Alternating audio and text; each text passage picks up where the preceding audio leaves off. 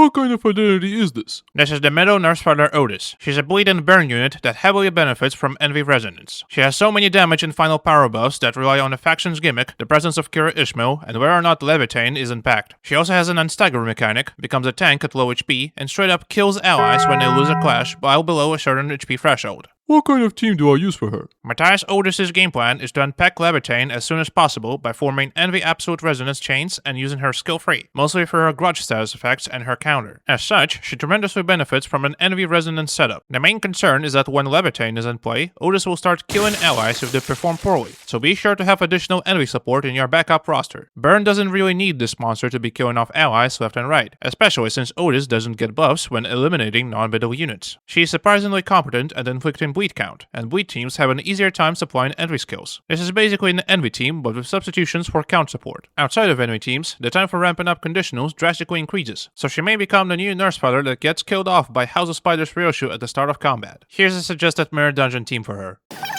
Bye bye.